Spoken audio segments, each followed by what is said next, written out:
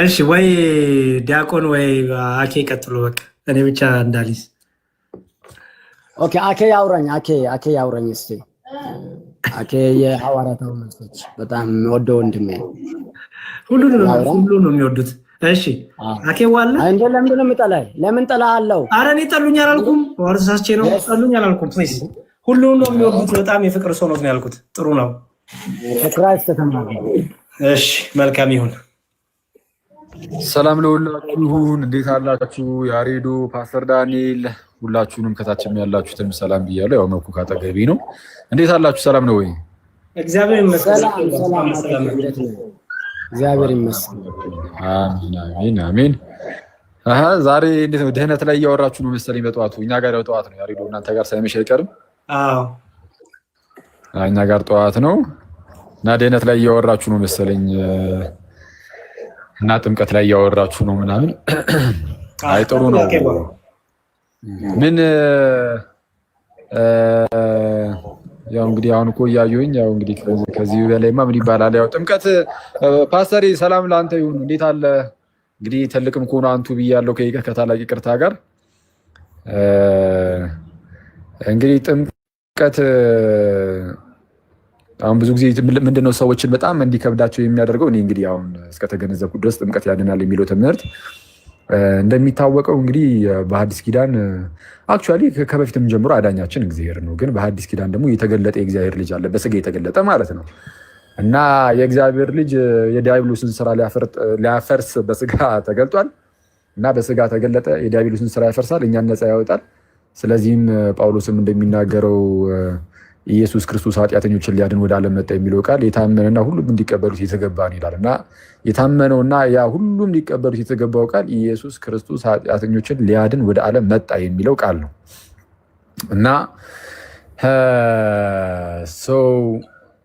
አዳኛችን ጌታችን ኢየሱስ ነው ይታወቃል። እና ምናልባት አሁን ብዙ ሰዎች የጥምቀትን የማዳን ነገር ሲነሳ ትንሽ ግር የሚላቸው እንዴ የሚያዳነን ኢየሱስ ክርስቶስ ነው፣ ይህ የሚያድነው ጌታችን ነው፣ በእርሱ ደም ነው የምንድነው፣ የእርሱ ደም ነው የእርሱ ሊያፈርስ። እሺ ኧረ በስመ አብ በጣም መሰረታዊ ችግር አለ ያሬዲ እዚህ አሁን አየህ ሊያፈርቅ ያልከውን ነው። እኔ እንኳን ትቼክ ነበር እዛው እኮ አስተካክየዋል። እንግዲህ ከላይ እያለ ይጽፍብኛል። አንዱ ይመጣና ሊያፈርጥ ይለኛል። እኔ በጣም በሆነ አይ ገመር ግን እና ለብዙዎች ምናልባት ትንሽ ግር የሚላቸው ምንድን ነው? አዎ እንደው የሚያድነው ጌታችን ኢየሱስ ሲሆን እንዴት ደግሞ ጥምቀት ደግሞ ያድናል ይባላል? ታዲያ የክርስቶስን የማዳን ኃይል እንደው ዙራ አያደርግብንም ወይ የሚል ነገር ውስጣቸው እንደዚህ ፍራቻ ይፈጠራል። እና ያው እንደዚህ ነገር የሚፈጠርበት ምክንያት ካደጉበትና ይዘውት ከኖሩት ትምህርት አንጻር ነው። እንግዲህ አሁን ጥምቀት ያድናል ስንል ምን እያልን ነው የሚለውን የተወሰነ ነገር ላስቀምጥ። ጥምቀት ያድናል ስንል ክርስቶስ ኢየሱስም ያድናል፣ ጥምቀትም ደግሞ ያድናል እያልን አይደለም። እንደዚህ አይነት ትምህርት እኛ ጋር የለም። ታዲያ ምንድነው ከተባለ አዎ ኢየሱስ ክርስቶስ ያድናል። ኢየሱስ ክርስቶስ ሲያድን ምንድነው? ጸጋውን በመስጠት አይደለም የሚያድነን? ጸጋው በእምነት አድኗችኋል ይለናል መጽሐፍ ቅዱስ። ስለ ጸጋው ያድናል። ጸጋውን እንዴት ነው የሚያድነን ስንል እኛ ስናምን ጸጋው የት ነው የሚያድነን ከተባለ ለምሳሌ ጥምቀት ውስጥ ሆነን ጥምቀትን እግዚአብሔር ልክ እንደ ወርክሾፕ ነው ያደረገው። ጥምቀትን እግዚአብሔር እንዴት ነው ያደረገው? ኃጢአተኛውን ሰው ተቀብሎ ዳግም የሚፈጥርበት ቦታ አድርጎታል። በቃ ይህ ታላቅ የሆነ ምስጢር ነው። ይህንን ቅዱስ ምስጢር ምንድን ያደረገው? እግዚአብሔር ሰውየውን ዳግም የሚፈጥርበት፣ ዳግም የሚወልድበት፣ ከሰማይ የሚወልድበት፣ ከኃጢአት አንጽቶ ንጹህ ልቦናን ወይም ደግሞ ምንድነው ንጹህ አእምሮን የሚሰጥበት፣ በጎ ህሊናን የሚሰጥበት ስፍራ አድርጎታል ጥምቀትን። ስለዚህ ጸጋውን የሚያድልበት ስፍራ ነው ጥምቀት። ሚንስ ኦፍ ግሬስ ነው፣ የእግዚአብሔርን ጸጋ የምንቀበልበት ነው የምንለው ለዛ ነው። እዛ ጋር ፊት ለፊት ላይ የሚታይ ውሃ ምናምን አለ፣ ካህኑ ይታያል ምናምን፣ ተጠማቂው ኃጢአተኛው ሰውዬ አለ እና የኃጢአተኛው ሰውዬ ወደ ውሃ ውስጥ ልክ ገብቶ ሲወጣ እግዚአብሔር በዛ ውስጥ የእግዚአብሔር መንፈስ በዛ ውስጥ ምን ያደርጋል? እግዚአብሔር በመንፈሱ በኩል ምን ያደርገዋል? ያንን ኃጢአተኛ ሰው በክርስቶስ ኢየሱስ የማዳን ስራ ነፃ ያወጣዋል። አብሮ በቃ ከውሃ ሲወጣ ሰውየው በቃ ነፃ እየወጣ ነው። የእግዚአብሔር ልጅ እየሆነ ነው። ከኃጢአት ነፃ እየሆነ ነው። ዳግም እየተወለደ እንደ አዲስ እየተፈጠረ ነው። ስለዛ ጥምቀትን እግዚአብሔር ሰውየውን ዳግም የሚሰራበት ቦታ ነው ያደረገው። ስለዛ ጥምቀት ያድናል ስንል ወደ ጥምቀት የምንሄደው የምርም ለመዳን ነው። በዛ ውስጥ ግን የሚያድነን እግዚአብሔር ነው። ስለዛ ምንድነው አሁን ሰዎች እንዲድኑ እግዚአብሔር አብ ልጁ ኢየሱስ ክርስቶስን ላከው። እንደምታውቁት እግዚአብሔር አብ ልጁ ኢየሱስ ክርስቶስን ላከው። ልጁ ኢየሱስ ክርስቶስ ማለት ዓለምን ሁሉ እንዲሁ ወዶ ማለት ነው። ከኛ ምንም ነገር ሳይታይ እግዚአብሔር አብ ዓለምን እንዲሁ ስለወደደ ልጁ ኢየሱስ ክርስቶስን ላከው። የእግዚአብሔር ልጅ ኢየሱስ ክርስቶስ ደግሞ በስጋ ተገለጠና በተለየ አካሉ ከቅድስት ድንግል ከንጽሕት እናቱ በስጋ መጥቶ ያለ ኃጢአት ተመላለሰ፣ ሕግን ሁሉ ፈጸመ። ከዛ በኋላ ስለ ሁላችን ተሰቀለ፣ ሞተ፣ ተቀበረ። በሶስተኛውም ቀን ከሙታን ተለይቶ ተነሳ። ከዛን ከፍ ከፍ እያለ አረገ፣ በአባቱ በእግዚአብሔር ቀኝም ተቀመጠ። ስለ ሁላችን ሞተልን፣ ሕግን ሁሉም ፈጸመልን እና ክርስቶስ ይህንን የማዳን ስራ በተለየ አካሉ አደረገ። ልክ እግዚአብሔር አብ በማዳን ውስጥ ልጁ ኢየሱስ ክርስቶስን ላከው። ልጁ ኢየሱስ ክርስቶስ ይህንን የማዳን ስራ ሰራ። መንፈስ ቅዱስ ደግሞ ይህንን በክርስቶስ ኢየሱስ የተሰራውን የማዳን ስራ ምን ያደርጋል? በአማኞች ላይ ለአማኞች ይሰጣል። ለሚያምኑ ሰዎች አሁን ያዳንን ወልድ ብቻ አይደለም፣ አብና መንፈስ ቅዱስ አላዳኑንም፣ ያድነውናል። ግን ይሄ ሮላቸው ግን ሊለያይ ይችላል። ለምሳሌ አብ አልተሰቀለልንም፣ መንፈስ ቅዱስንም አልተሰቀለልንም። ወልድ ነው በተለየ አካሉ የተሰቀለልን፣ ቤዛ የሆነልን ምናምን ስጋ ሆኖ የመጣልን እርሱ ነው። ግን መንፈስ ቅዱስ ግን በመዳናችን ረጉድ በማዳናችን አረ በጌታ አንደበቴን ግሩልኝ።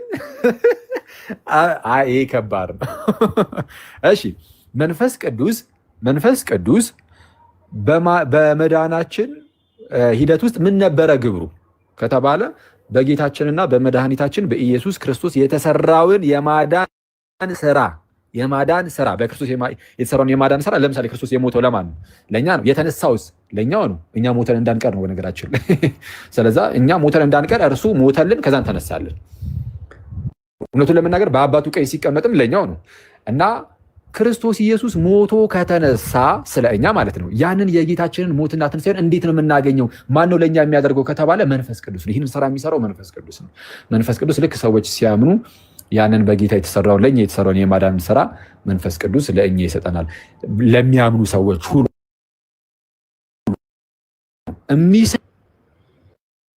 ልክ ባመንበት ቅጽበት እዛው ነው አይደለም። እንግዲህ ስናምን ወይም ደግሞ አማኞች ወደ ጥምቀት ውስጥ ሲገቡ መንፈስ ቅዱስ በክርስቶስ የተሰራውን ስራ ሁሉ ለእኛ ደግሞ ይሰጠናል። እኛ ደግሞ እንድናገኝ ያደርገናል። ስለዚህ ልክ ሰውየው ሲጠመቅ ከጌታ ጋር ስንት ይሆናል? አንድ ይሆናል። ከጌታ ጋር ልክ አንድ ሲሆን እንግዲህ አሁን ያሬዶ ያሳየው ጥቅስ አለ ሮሜ 6:3 ላይ ወይስ ከክርስቶስ ኢየሱስ ጋር አንድ እንሆን ዘንድ የተጠመቅን ሁላችን ከሞቱ ጋር አንድ እንሆን ዘንድ እንደተጠመቅን አታውቁምን? የሚለው ክፍል ላይ ከጌታ ጋር አንድ እንሆን ዘንድ የተጠመቅ ነው። ስለዚህ ልክ ስንጠመቅ ከጌታ ጋር የምርም አንድ እንሆናለን በመንፈስ ቅዱስ አሰራር። ስለዚህ አንድ ስንሆን በጌታ የተሰራው የማዳን ስራ ሁሉ እሱን ሁሉ እኛም እናገኘዋለን። ለእኛም ይሆንልናል ማለት ለእኛ ይሆንልናል ማለት እኛ እናገኘውና እንድንበታለን የክርስቶስን ሞቱንም ትንሣኤውንም። ስለዛ ምን አለ ጳውሎስ? ወይስ ከክርስቶስ ኢየሱስ ጋር አንድ እንሆን ዘንድ የተጠመቅን ሁላችን ይልና ከሞቱ ጋር አንድ እንሆን ዘንድ የተጠመቅን አታውቁምን ይላል። ስለዛ ከሞቱ ጋር አንድ እንሆን ዘንድ ስለዛ ሞቱን እናገኘዋለን አናገኘውም? የጌታችን እናገኘዋለን። የሞተው እኮ ለእኛ ነው እንድንድን ማለት ነው። ከላይ ከፍ ብላችሁ አይታችሁ ከሆነ የጌታን ሞት ማግኘት ምን ማለት እንደሆነ እንድታውቁት ማለት ነው። ከሞቱ ጋር አንድ መሆን ማለት በነገራችን ላይ መሞት ማለት ነው። ከክርስቶስ ጋር ሞተናል አይደል? አዎ። ስንሞት ግን ጌታ ቀጥታ በአካል የምርም ቢሞትም የምርም እጆቹን እግሮቹን ተቸንክሮ እንደዚህ አይነት የሚገርም ስቃይን አይቶ ቢሞትም እኛ ግን በመንፈስ ቅዱስ አሰራር ያንን ሞቱን ስለምናገኝ እኛም ከእርሱ ጋር ሞትን ተብሎ ይነገርናል። ስንሞት በመንፈስ ማለት ነው። ስንሞት መንፈሳችን ሲሞት ማለት አይደለም፣ ግን በመንፈሳዊ አሰራር ማለት ነው። ስንሞት የምንሞተው ለኃጢአት ይሆናል። ለኃጢአት ጌታችን የሞተው የእኛን ሁሉ ኃጢአት ለማስወገድ ስለሆነ እኛ ከጌታ ሞት ጋር አንድ ስንሆን በዚህ በክርስቶስ ኢየሱስ ስራ እኛም ለኃጢአት እንሞታለን። ስለዛ አሁን የተነበበችው ቁጥር 3 አይደለች? ከፍ ብላችሁ ቁጥር 2ን ካያችኋት ምንድን ነው የምትለው? ምናልባት ከላይ ከፍ ብላችሁ ከምዕራፍ 5 ጀምራችሁ ካያችሁ አዳምንና ክርስቶስን ያነጻጽራል ጳውሎስ። እንደው በአንድ ሰው ኃጢአት ምክንያት ሞት ወደ ዓለም ምንድነው? በአንድ ሰው ምክንያት ኃጢአት ወደ ዓለም ገባ፣ በኃጢአትም ሞት፣ እንዲሁ ሁሉ ኃጢአት ስለሰራ ሞት ለሁሉ ሰው ደረሰ ምናምን እያለ ሮሜ ምዕራፍ 5 ቁጥር 12 ጀምራችሁ ስታነቡ በአንድ ሰው በደል ምክንያት ሞት በሁሉም ሰው ላይ እንደነገሰ ይናገራል። በአንዱ ሰው በደል በአዳም በደል ምክንያት ሞት በሁሉም ሰው ላይ ከነገሰ በክርስቶስ ኢየሱስ በኩል ደግሞ በህይወት እንነግሳለን እያለ ይናገራል። ስለዚህ አሁን የመጀመሪያውን ሰው አዳምን፣ ሁለተኛውን ሰው ጌታችንና መድኃኒታችን ኢየሱስ ክርስቶስን እያደረገ እያነጻጸረ ያስቀምጥና በአዳም በኩል ሰው ለጋይስ አዳም ልክ ኃጢአትን ሲሰራ ሁላችንም ከአዳም በስጋ የምንገኝ ሁላችን ደካማ ሆነን ልክ ሮሜ ምዕራፍ 5 ቁጥር 6 ላይ ገና ደካሞች ሳለን ክርስቶስ ስለኛ ሞቷልና እንደተባለው ነው። ደካሞች ሆነን በቀላሉ ኃጢአት የምንሰራ ኃጢአት የሚበረታታብን ሞት የሚገዛን ምናምን ሆነን ስለዚህ አሁን ከአዳም የተገኘ በቃ በቀላሉ ኃጢአትን እየሰራ የሚኖር የኃጢአት ባሪያ ሆኖ ይኖር ነበር። ልክ ክርስቶስ ኢየሱስ ሲመጣ ግን ጸጋ አብልጦ በዛ ይላል፣ በለጠ ይላል። እዛው ጋር ሮሜ ምዕራፍ 5 ላይ ጸጋ አብዝቶ በለጠ። ለምን? ለማሸነፍ ይሄ አስቀድሞ የነበረውን ግዛት ለማሸነፍ ጸጋ አብዝቶ በለጠና ኃጢአትን አስወግዶ እኛን ነፃ አወጣን። ስለዚህ ኃጢአት ልክ ምንድነው የሰኞ ነው? አዎ የሰኞ ውዳሴ ማርያም ላይ እንደሚለው ማለት ነው። ኃጢአት በበዛበት በዛ የእግዚአብሔር ጸጋ ተበዛለችና እንደተባለ ኃጢአት በበዛበት በዛ ማን ተበዛለች? የእግዚአብሔር ጸጋ ይበዛል። የእግዚአብሔር ጸጋ የሚበዛው ለምንድን ነው ማለት? ኃጢአት በበዛበት ቦታ የእግዚአብሔር ጸጋ የሚበዛው ለምንድን ነው? ያንን አሸንፎ ሰዎችን ነፃ ለማውጣት ማለት ነው።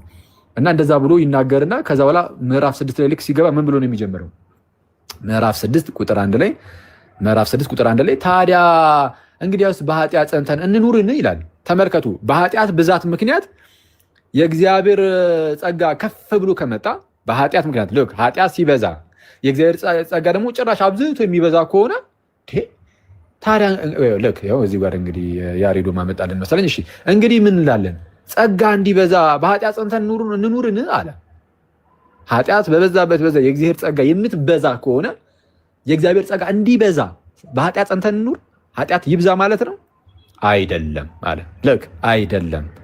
ለኃጢአት የሞትን እኛ ወደፊት እንዴት አድርገን በእርሱ እንኖራለን አለ። ለምን የሞትን? ለኃጢአት የሞትን። እዚህ ላይ ነው የሚጀምረው። ባይዚ ሮሜ ምዕራፍ 6 ቁጥር 3 ላይ ስለ ሞት ያወራው ከዚህ ላይ መዞ ነው። ለኃጢአት የሞትን እኛ ወደፊት እንዴት አድርገን በእርሱ እንኖራለን። ምን ማለት ነው? ለኃጢአት መሞት ማለት ነው። ለኃጢአት መሞት ማለት ምንድን ነው? ኃጢአት ይገዛን ነበረ። በደንብ አድርጋችሁ ስሙ ጋይስ። እሺ ኃጢአት ይገዛን ነበረ። ይገዛን ለነበረው ለዛ ኃጢአት ሞትን ማለት አንገዛለትም ማለት ነው። ለምሳሌ አንድ ባሪያ አለ እንበል እና ያ ባሪያ ጌታ አለው። በህይወት እስካለ ድረስ ያ ባሪያ ለዛ ለጌታው ተገዢ ነው፣ ሁሌ እየተገዛ ይኖራል። ግን ያ ባሪያ ቢሞት ግን ከሞተ በኋላ ለዛ ለጌታው እገዛለሁ ይላል አይልም። ልክ እንደዚህ ሁሉ ለኃጢአት ሞታችኋል ማለት ኃጢአት አስቀድሞ አዎ ይገዛችሁ ነበረ፣ የኃጢአት ባሪያ ነበራችሁ። አሁን ግን ለኃጢአት ሞታችኋል። ሚኒንግ ማለትም ለኃጢአት አትገዙም ነው በቃ። ስለዚህ ኃጢአታን ገዢያችን አይደለም። ከኃጢአት ባርነት ነፃ ወጥታችኋል እያለ ነው። ከኃጢአት ባርነት ነፃ ወጥተናል። አዎ እንዴት ነው ከኃጢአት ባርነት ነፃ ወጣ ነው? ጳውሎስ እሱን ያብራራል። ምን ብሎ? ወይስ ከክርስቶስ ኢየሱስ ጋር አንድ እንሆን ዘንድ የተጠመቅን ሁላችን ከሞቱ ጋር አንድ እንሆን ዘንድ ተጠመቅን አታውቁም? ከሞቱ ጋር አንድ እንሆን ዘንድ ተጠመቅን አታውቁም? ምን ከጌታ ጋር አንድ እንሆን ዘንድ የተጠመቅን ሁላችን እኮ የተጠመቅነው ከምኑ ጋር አንድ ለመሆን ነው አለ። ከሞቱ ጋር አንድ ለመሆን ነው። ከለምን ብሎ? ለኃጢአት የሞትን እኛ። ስለዚህ ለኃጢአት የሞት ነው ከጌታ ሞት ጋር ስንት በመሆን ነው? አንድ በመሆን ነው። ከኃጢአት ባርነት ነፃ የወጣ ነው ከጌታ ሞት ጋር አንድ በመሆን ነው። ከጌታ ሞት ጋር ደግሞ አንድ የሆነ የት ነው አለ? ጥምቀት ላይ። በጥምቀት አለ ከሞቱ ጋር አንድ እንሆን ዘንድ እንደተጠመቅን አታውቁም? የተጠመቅነው ከጌታ ሞት ጋር አንድ ለመሆን ነው። ከጌታ ሞት ጋር አንድ ስንሆን የምርም እንሞታለን። ለምን? ለኃጢአት። በኃጢአት አይደለም የምንሞተው፣ በነገራችን ለኃጢአት ነው የምንሞተው። ልዩነት አለው። በኃጢአት መሞት ኃጢአት ሰልጥኖብን እኛ ስንሞት ማለት ነው። በኃጢአት ምክንያት ሞትን ማለት ነው። ለኃጢአት ስንሞት ማለት ግን ኃጢአትን እምቢ ማለት ነው። በእና ለሲኦል ይለያያል። በኃጢአት ምክንያት መሞት እንደማለት። በኃጢአት መሞት ማለት በኃጢአት ምክንያት ነው። ሞት የኃጢአት ደሞዝ ስለሆነ ሮሜ 6:23 ላይ እንደተነገረው እዚሁ ማለት ነው። የኃጢአት ደሞዝ ሞት ነው ስለሚል በኃጢአት መሞት ማለት ሞት ክፍያ ሆኖ መጥቶብን ስትሞት ማለት ነው። ለኃጢአት መሞት ግን ነው አንተ ገዢ አይደለህም ኃጢአት፣ ወይ አንተ ካሁን በኋላ ገዢ አይደለህም፣ እኔም ደግሞ የአንተ ባሪያ አይደለም ስትል ነው። ሮሜ ምዕራፍ 6 እዚሁ ጋር ዝቅ ብሎ ይህን ነገር በነገራችን ላይ በተወሰነ መልኩ ያብራራዋል። ቁጥር 10 ላይ እንዲህ ይላል፣ መሞትን አንድ ጊዜ ፈጽሞ ለኃጢአት ሞቷልና በህይወት መኖርን ግን ለእግዚአብሔር ይኖራል ካለ በኋላ ጌታችን ኢየሱስን እንዲሁም እናንተ ደግሞ ይላል ቁጥር 11 ላይ እንዲሁም እናንተ ደግሞ ለኃጢአት እንደሞታችሁ ግን በክርስቶስ ኢየሱስ በጌታችን ሆናችሁ ለእግዚአብሔር እስቲ እንትን አድርገው ያሬዶ በክርስቶስ ኢየሱስ በጌታችን ሆናችሁ ለእግዚአብሔር ሕያዋን እንደሆናችሁ ራሳችሁን ቁጠሩ። ለኃጢአት ሞታችሁ። እስቲ ቀጣይ ደግሞ ምን ይላል? ስለዚህ ለእግዚአብሔር ነው ሕያዋን ሆነን የምንኖረው። ለኃጢአት ሞተን ሚኒንግ እግዚአብሔርን ብቻ እየተገዛን ኃጢአት አይበረታታብንም ማለት ነው። ስለዚህ እንግዲህ ለምኞቱ እንድትታዘዙ በሚሞት ሥጋችሁ ኃጢአት አይንገስ። እንግዲህ ለምኞቱ እንድትታዘዙ በሚሞት ሥጋችሁ ኃጢአት አይንገስ። ምክንያቱም ኃጢአት በእናንተ ከነገሰ ለምኞቱ እየታዘዛችሁ ትኖራላችሁ። ስለዚህ እንግዲህ አይግዛችሁ ምን ኃጢአት። ስለዚህ ለኃጢአት ሞታችኋል ማለት ኃጢአት አይገዛችሁም፣ እናንተ የኃጢአት ባሪያ አይደላችሁም ነው። ስለዚህም ብልቶቻችሁንም የአመፃ የጦር ዕቃ አድርጋችሁ ለኃጢአት አታቅርቡ። እንዴ ባሪያችሁ አይደለም ማነው? ባሪያዎቹ አይደላችሁም ለኃጢአት። ስለዚህ ብልቶቻችሁን የጦር ዕቃ አድርጋችሁ ለኃጢአት አታቅርቡ፣ ነገር ግን ከሙታን ተለይታችሁ በሕይወት እንደምትኖሩ ራሳችሁን ለእግዚአብሔር አቅርቡ። ብልቶቻችሁንም እሺ የጽድቅ የጦር ዕቃ አድርጋችሁ ለእግዚአብሔር አቅርቡ ይላል። ኃጢአት አይገዛችሁምና ከጸጋ በታች እንጂ ከሕግ በታች አይደላችሁም ይላል። ኃጢአት ምን አይላችሁም? አይገዛችሁም። ለኃጢአት መሞት ማለት ይሄ ለኃጢአት መሞት ማለት ከኃጢአት ባርነት ከኃጢአት ግዛት ነፃ መውጣት ነው። ስለዚህ አሁን ከኃጢአት ባርነት ነፃ የወጣው ሰው እንዴት ነው ከተባለ ለኃጢአት በመሞት ነው። ለኃጢአት የሞተው ደግሞ እንዴት ነው ሰው ከተባለ ከጌታ ሞት ጋር አንድ በመሆን ነው ለኃጢአት የሞተው። ከጌታ ሞት ጋር ደግሞ አንድ የሆኑ የት ነው ከተባለ ጥምቀት ላይ ነው። ምንድነው ከሞቱ ጋር አንድ እንሆን ዘንድ ከክርስቶስ ሞት ጋር ማለት ነው አንድ እንሆን ዘንድ እንደተጠመቀን አታውቁም ምን እንዳለው። ስለዚህ አሁን ምን እያልኳችሁ ነው? ክርስቶስ ስለ ሁላችን ሞተ። ያንን ሞት ሰው ለማግኘት ምን ማድረግ አለበት? ማመን አለበት። አስቀድሞ አምኖ ልክ ወደ ጥምቀቱ ሲገባ መንፈስ ቅዱስ ከክርስቶስ ጋር አንድ ሲያደርገው ከክርስቶስ ሞት ጋርም እዛው አንድ ይሆናል። ያ ኃጢአተኛ ሰውዬ ልክ የኃጢአተኛው ሰውዬ በጥምቀት ውስጥ ከጌታ ሞት ጋር አንድ ሲሆን ለኃጢአት ይሞታል። ኃጢአት ዝም ብሎ የማይገዛው አይነት ሰው ይሆናል። አቅምን ያገኛል፣ ዳግም ይወለዳል። ስለዚህ አሁን ጥምቀትን እግዚአብሔር እንዳልኳችሁ እንደ ስራ ቦታው አድርጎታል። በቃ ሰውየውን ዳግም የሚፈጥርበት ቦታ አድርጎታል። ስለዚህ በመንፈስ ቅዱስ አሰራር ያ ሰው ዳግም ይወለዳል። የክርስቶስን የማዳን ስራ ሁሉ ያገኛል። ያው በቃ እንግዲህ መጽሐፍ ቅዱሳችን እሱን ነው የሚያስቀምጥልን። ከዝቅ ብሎ ሞቱንም በሚመስል ሞት ከእርሱ ጋር ከተባበርን ትንሣኤውን በሚመስል ትንሣኤ ደግሞ ከእርሱ ጋር እንተባበራለን ይላል። እንዴ ከጌታ ጋር በሞቱ ሳንተባበረው እንድናለን እንዴ? አንድ ካልተባበርንማ በቃ እዛው ገና ሩቅ ነን ማለት እኮ ነው። ሞቱን አላገኘነውም ማለት ነው። ሞቱንም በሚመስል ሞት ከእርሱ ጋር ከተባበርን አለ። ከእርሱ ጋር አልተባበርንም፣ ከጌታ ጋር ትብብር የለንም ማለት ሩቅ ነን፣ ባዳ ነን፣ ገና ለጌታ ባዳ ነን፣ ትብብርም የለንም፣ ሩቅ ነን ገና። ስለዛ ከእርሱ ጋር አንድነት የለንም። ከጌታ ጋር አንድ ስለመሆን ስላወራ ከላይ ማለት ነው። ከጌታ ጋር አንድነት ከሌለን ገና ነን፣ ድህነት የለንም። ከጌታ ጋር አንድነት ሳይኖረን ትብብር ሳይኖረን መዳን አንችልም።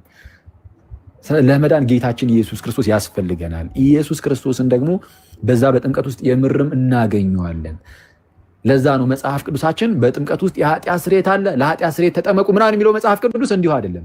የምርም በዛ በጥምቀት ውስጥ ከጌታ ጋር አንድ መሆን ስላለ በዛ ውስጥ የኃጢአት ስርየት ስላለ የክርስቶስን የማዳን ስራ ስለምናገኝበት ነው። ያው ሐዋርያት ሥራ ምዕራፍ 2 ቁጥር 38 ላይ ማየት ይቻላል። ኃጢአታችሁ ይሰረይ ዘንድ እያንዳንዳችሁ በኢየሱስ ክርስቶስም ተጠመቁ ሲል እናያለን። ወይም ደግሞ በዚህ በሐዋርያት ሥራ ምዕራፍ 22 ቁጥር 16 ላይ ራሱ ጳውሎስ እንኳን እኔ በጣም ነው የሚገርመኝ ይሄኛው ባይሆን ጳውሎስ እንደምታውቁት የአዲስ ኪዳን መጽሐፍትን ከግማሽ በላይ የሚሆኑትን ኦልሞስት እሱ ነው የጻፈው። እንግዲህ ከዋናዎቹ ከነዚህኞቹ ማለት ነው። ኤኒዌይስ ጳውሎስ ምን አይነት ድንቅ መምህር እንደሆነ ታውቃላችሁ። ምን አይነት ድንቅ አባት እንደሆነ ታውቃላችሁ። እና ያ ታላቅ ቅዱሱ ሐዋርያ ወደ ክርስትና ልክ ሲመጣ አመጣጡን አስታውሱት። እንዲህ ነበር የመጣው ጳውሎስ። መጀመሪያ አሳዳጅ ነበረ እንደምታውቁት። ጭራሹን ክርስቲያኖችን ለማሳደድ ፈቃድ አውጥቶ ምናምን ከኢየሩሳሌም ወደ ደማስቆ ይሄዳል። ወደ ደማስቆ ይሄድና እንዳለ እየሰበሰበ እያሰረ ሊያመጣ ማለት ነው ክርስቲያኖችን። ልክ ወደ ደማስቆ ሲሄድ በመንገድ ላይ ጌታችን እንደምታውቁት ሄዱስ ታሪኩን ያው ከላይ ተገለጠለት እና በብርሃን መልክ ይገለጣል። ከዛ በኋላ ሳውል የታርሴሱ ሳውል ወይም ጳውሎስ ማለት ነው።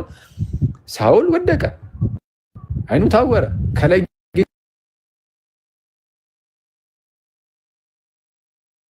ታድደኛለህ፣ የመውጊያውን ብረት ብትቃወም በአንተ ላይ ይብስብሃል። ሳውል ስለምን ታሳድደኛለህ? ክርስቶስ ነው የተናገረው። ጳውሎስ አሳዶታል ክርስቶስን። አዎ የት አግኝቶት? ቤተክርስቲያንን ያሳደደው። ቤተክርስቲያንን በምድር ላይ ቤተክርስቲያንን ማሳደድ፣ ሰማዕታትን ማሳደድ። ሰማዕቱ እስጢፋኖስን ለምሳሌ አስገድሏል። ጳውሎስ ማለት ሲገደል ተባባሪ ሆኖ ቆሙ ነበር እዛው እንደምታውቁትና በምድር ላይ የጌታን ቤተክርስቲያን ማሳደድ ማለት ጌታ ኢየሱስን ማሳደድ ነው። በምድር ላይ ቤተክርስቲያንን መዋጋት ማለት ጌታችንን እርሱም ክርስቶስ ኢየሱስን መዋጋት ማለት ነው። ለዛ ነው ጌታ ኢየሱስ ምን ያለው? ስለምን ታሳድደኛለህ ጳውሎስ ማነው ሳውል አለ። ስለምን ታሳድደኛለህ? ስለምን ታሳድደኛለህ? አታሳደኝ እንጂ ጋይዝ ኢየሱስ ምን አለ? አታሳደኝ እንጂ ስለምን ታሳድደኛለህ? የመውጊያውን ብረት ብትቃወም እኮ በአንተው ላይ ነው የሚብስብህ። ስለዛ ይቅርብህ፣ አያዋጣም ነው። ስለዛ በተቻለ አቅም ቤተክርስቲያንን መዋጋት በራስ ላይ ውጋት ማምጣት ነው። ኦኬ፣ በራስ ላይ ውጋት ማምጣት ነው። እና ኤኒዌይስ ጳውሎስ ይህንን ነገር ሰማ። ከዛ በኋላ ጌታዊ እንግዲህ ምን ላድርግ ብሎ ይጠይቀዋል። ማለት አንተ ማነህ ብሎ ከጠይቀው በኋላ አንተ የምታሳድደኝ የናዝሬቱ ኢየሱስ ነኝ፣ አንተ የምታሳድደኝ የናዝሬቱ ኢየሱስ ነኝ። እንግዲህ ምን ላድርግ ጌታዊ አለ። ሲያውቅ ኢየሱስ መሆኑን ሲያውቅ ጳውሎስ ምን አለው? እንግዲህ ምን ላድርግ በቃ። ያኔ ጌታችን ኢየሱስ መለስ አድርጎ ምን አለ? በቃ ጌታን ብለኸኛል፣ አምናሃል፣ በል በቃ እንግዲህ ድነሃል፣ ተነሳና ወደ አገልግሎት ግባ አይደል ያለው ኢየሱስ። እንደዛ እኮ ነው ያለው አይደል ጳውሎስን እዛው ጋር። አረ በቃ አምናሃል፣ በል ተነስ፣ እኔ ከአንተ ጋር ነኝ፣ በል ወደ አገልግሎት ግባ አላለውም። ባይዘይ ምንድን ነው ያለው? ተነሳና እሺ ወደ ከተማው ግባ፣ ልታደርግ የሚገባህንም ደግሞ የታዘዘውንም ነገር ደግሞ እነርሱ ይነግሩሃል አለው። ጌታችን ራሱ እነሱ ይነግሩሃል ሊያደርግ የሚገባውን ጳውሎስ። አዎ ምንድነው እሱ? ወደ ሐናንያ ወሰዱት፣ ወደ ከተማ አስገብተው። ሐናንያስ ምን አደረገ? ሐናንያ አዘዘው አንድ ትእዛዝ። እንግዲህ ሊያደርገው የሚገባውን ጳውሎስ ሊያደርግ የሚገባውን ነገር አዘዘው። ምን ብሎ? ተነስ አለው። ሐዋርያት ሥራ ምዕራፍ 22 ቁጥር 16 ተነስ፣ እሺ ስሙን እየጠራህ ተጠመቅ፣ ከኃጢአትም ታጠብ። ከኃጢአት መታጠብ እኮ አለበት ጳውሎስ። አዎ ጌታን እዛ መንገድ ላይ አግኝተኸዋል። ጌታ እርሱ በጣም እንደው ይሄ የጻድቁን ድምፅ ሰምተሃል፣ እንድትሰማም ታድልሃል እኮ ይለዋል ሐናንያ። የጻድቁን ድምፅ እንድትሰማ ታድልሃል ምናምን። አዎ ትክክል፣ ጌታ እርሱ ተገልጦልሃል። አዎ ግን የኃጢአት ስርየትን ደግሞ መቀበል አለብህ። ከኃጢአትህ ልትታጠብ ይገባል። ከኃጢአትህ የምትታጠበው እንዴት ነው? አሁንስ ለምን ትዘገያለህ? በማለት ያሬዶ ማርክ ያደረገበትን አንብቡ። ሐዋርያት ሥራ ምዕራፍ 22 ቁጥር 16 ተነሳና ስሙን እየጠራህ ተጠመቅ፣ ከኃጢአትህም ታጠብ። ጳውሎስ ራሱ በጥምቀት ከኃጢአቱ ታጥቦ ነው የመጣው። አስቡት፣ እሱ ራሱ እንዲታዙ ከኃጢአቱ በጥምቀት ታጥቦ መጥቶ ጥምቀት አያድንም ብሎ ሲሰብክ ጳውሎስን አስቡት። በፍጹም ሊሆን አይችልም። ጳውሎስ ጥምቀት ስለ ድህነት ነው ከኃጢአት ለመታጠብ ነው ብሎ መስበኩ እንደማይቀር እናውቋለን። ለዛ ከጌታ ጋር እንደምንሆነው በጥምቀት ነው ሲጀመር ብሎ የደመደመው ለዛ ነው። ስለዛ ከጌታ ጋር እንደምትሆነው በጥምቀት ከሆነ አማኞች፣ አንድ አማኝ ልክ መቶ ወደ ጥምቀት ውስጥ ሲገባ ወደ ሲገባ ከጌታ ጋር አንድ ይሆናል። ልክ ከጌታ ጋር አንድ ሲሆን በዛ ውስጥ እግዚአብሔር ያንን ሰውዬ በክርስቶስ በኩል የራሱ ልጅ ያደርገዋል፣ የኃጢአት ስርየትን ይሰጠዋል፣ ዳግም ይፈጥረዋል ምናምን፣ የክርስቶስን ሞትና ትንሣኤውን ይሰጠዋል ምናምን። በመንፈሱ አማካኝነት ይህን ስራ ሁሉ ለዛ ሰውዬ ይሰራለታል። በገላትያ ምዕራፍ 3 ቁጥር 27 ላይ ጳውሎስ ለዛ ነው ምን ብሎ የተናገረው? ከክርስቶስ ኢየሱስ ጋር አንድ ትሆኑ ዘንድ የተጠመቃችሁ ሁሉ ክርስቶስን ለብሳችሁታል የሚለው። ከክርስቶስ ጋር አንድ ትሆኑ ዘንድ የተጠመቃችሁ። ስለዛ የተጠመቃችሁት ከጌታ ጋር አንድ ለመሆን ነው። ይሄ ማለት ያልተጠመቀ ገና ከጌታ ጋር አንድ አልሆነም ማለት ነው። ምክንያቱም የሚጠመቁት ከጌታ ጋር አንድ ለመሆን ከሆነ ያልተጠመቀ ሰው ከጌታ ጋር አንድ አልሆነ፣ ከጌታ ጋር አንድ ያልሆነ ደግሞ አልዳንም። ለመዳን ከጌታ ጋር አንድ መሆን ስላለብን እና እዛው ጋር ከክርስቶስ ጋር አንድ ትሆኑ ዘንድ የተጠመቃችሁ ሁሉ ክርስቶስን ለብሳችኋል ነው ይላል። ክርስቶስን የለበሱት እነማን ናቸው? የተጠመቁ ወይስ ያልተጠመቁ? ጋይስ ምንድነው? ከክርስቶስ ጋር አንድ ትሆኑ ዘንድ የተጠመቃችሁ ሁሉ ክርስቶስን ለብሳችኋል። ክርስቶስን የለበሱት የተጠመቁ ናቸው ያልተጠመቁ? ክርስቶስን የለበሱት የተጠመቁ ናቸው ወይስ ያልተጠመቁ? የስ ትክክል። የተጠመቁ ከታች ገስቱን ኦን አድርገው ይለኛል። ይሄና አንዴ ገስቱ ኦን ነው። ገስትማ እንዴ ዘግቼ ይገባለሁ። ይሄና እንትን እኮ ነው ብቻ ነው አካውንቲ ትንሽ ተመቷል ነው እንጂ ገስቲ ኦን ነው።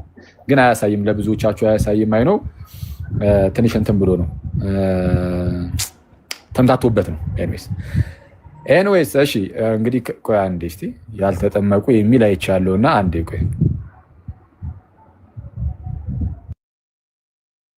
ኦኬ። አይ ያልተጠመቁ የሚል አየሁኝና ገብቼ ሳይው እስላም ነው የሚጠበቁ። አይ የፈጠነው የጃዩ ታውቃለህ፣ ሱሌማን ይላል ገባ ታለው የሆነ ነገሩን ጠምጥሞና ነገር ብቻ ተው ይመች የሚጠበቁ ሞዴሬተር ፈልስት ከፈለካችሁ